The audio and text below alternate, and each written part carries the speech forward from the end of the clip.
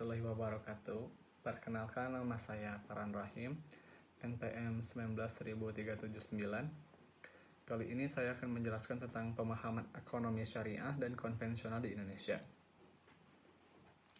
Penerapan ekonomi syariah di Indonesia secara historis dimulai sejak dikeluarkannya paket kebijakan Menteri Keuangan pada tahun 1983 yang dikenal dengan Pakdes 1983. Pakdes ini memberikan peluang kepada lembaga perbankan untuk memberikan kredit dengan bunga 0% atau juga disebut dengan zero interest. Kemudian dilanjutkan dengan keluarnya paket Oktober 1988 yang intinya memberikan kemudahan untuk mendirikan bank-bank yang baru. Selanjutnya, pada tahun 1992 diundangkan Undang-Undang Nomor 7 Tahun 1992 tentang perbankan yang secara implisit membolehkan bank beroperasi dengan sistem bagi hasil yang kemudian ditindaklanjuti dengan peraturan pemerintah nomor 72 tahun 1992 tentang bank berdasarkan bagi hasil. Pada tahun 1998, Undang-Undang Nomor 7 tahun 1992 diubah dengan Undang-Undang Nomor 10 tahun 1998 yang mengatur diperbolehkannya setiap bank konvensional membuka sistem pelayanan syariah di cabangnya, atau juga disebut dual banking system. Dan dengan perkembangan perbankan syariah yang signifikan, kemudian pemerintah mengeluarkan undang-undang tersendiri tentang perbankan syariah, yaitu melalui Undang-Undang Nomor 21 tahun 2008. Nah, lalu apa sih perbedaan dari ekonomi syariah dan konvensional?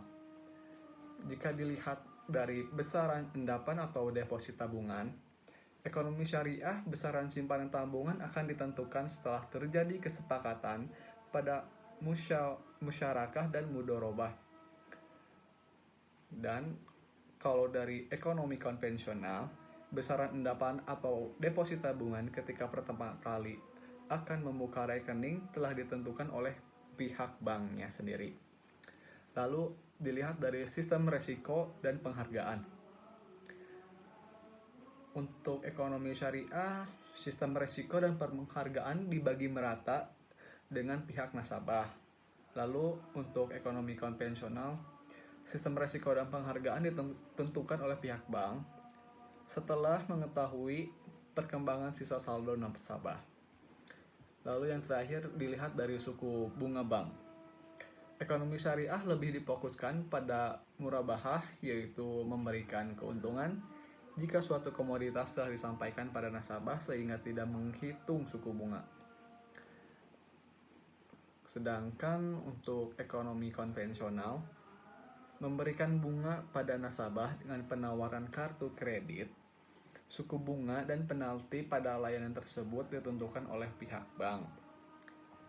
Nah, sekian untuk dari perbedaan ekonomi syariah dan ekonomi konvensional. Lalu selanjutnya tentang keunggulan dan kelemahan dari ekonomi syariah.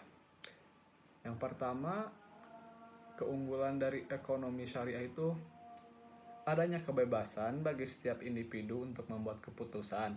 Yang kedua, adanya pengakuan terhadap hak kepemilikan individu terhadap harta dan hak untuk memiliki harta.